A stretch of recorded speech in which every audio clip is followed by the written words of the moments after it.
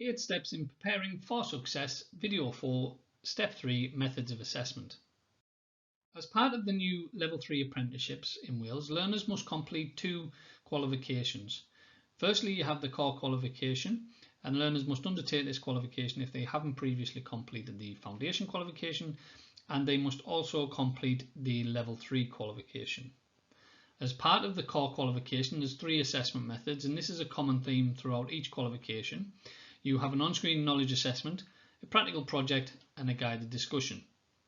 The on-screen knowledge assessments are externally set and externally marked, and these have a weighting of 20%. The practical project is externally set, but this time internally marked, but also externally verified, and this has a weighting of 60%. Finally, we have the guided discussion. This is externally set but internally marked, and also this undergoes external verification as the same as the practical project, and the guided discussion has a weighting of 20%. Learners can only take the guided discussion assessment once they have completed the practical project. Now looking at the level 3 qualification, again you have the 3 assessment methods similar to that of the core qualification, and each assessment method has the same level of weighting as mentioned previously.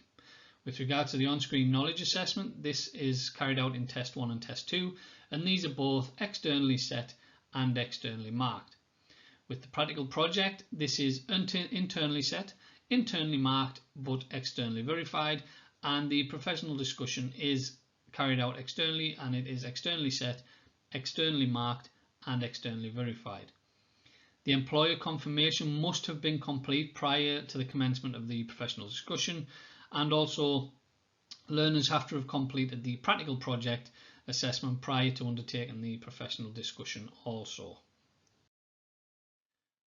With regards to more information on the methods of assessment for the level 3, just to give a bit of an overview, the employer confirmation, which is the documented evidence that the learners compile, and in that employer confirmation guide, it provides employers and centres with the guidance on how the occupational competency statements set by industry have been met. All elements of the employer confirmation guide is mandatory and must be complete. And as mentioned previously, that must be complete prior to the professional discussion taking place.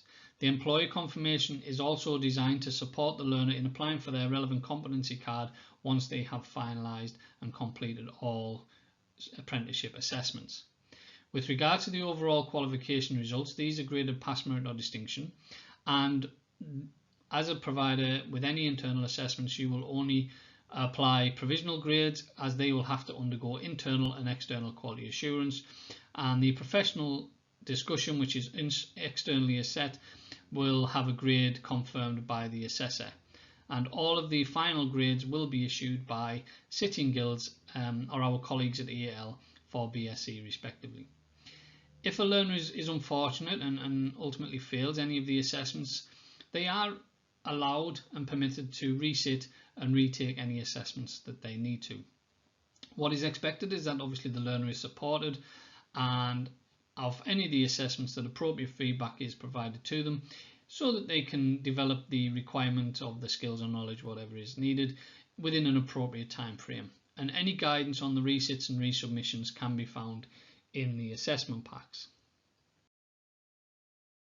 With regards to the assessment rules, we're just going to give 3 scenarios now with regards to which assessments learners will carry out. So this is scenario A. A learner starts an apprenticeship and a level 3 as a direct entry, so no prior qualifications. What will this learner need to undertake as part of assessments? They'll need to carry out 3 externally set and externally marked multi-choice tests, and that is the knowledge assessment in the core qualification and test 1 and test 2 as part of the level 3 qualification. They will also undertake 1 externally set but internally marked project as part of the core, 1 internally marked guided discussion as part of the core qualification, 1 employer set but internally assessed project covering their chosen trade area, and that's within the level 3, and 1 externally marked professional discussion, again at level 3. Scenario B demonstrates if a learner has previously completed the foundation qualification and then advances onto an apprenticeship in level 3. So what will this learner need to successfully complete? They will need to do the 2 externally set but internally marked multi-choice tests at level 3, the 1 employee set but internally assessed practical project covering their chosen trade, again at level 3, and the 1 externally marked professional discussion, again covering the level 3.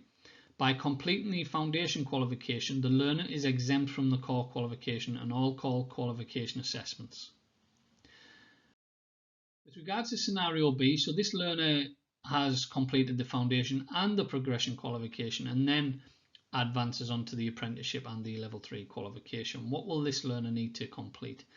They will need to complete 1 externally set, externally marked multi-choice test, and that is test 2 of the level 3 qualification.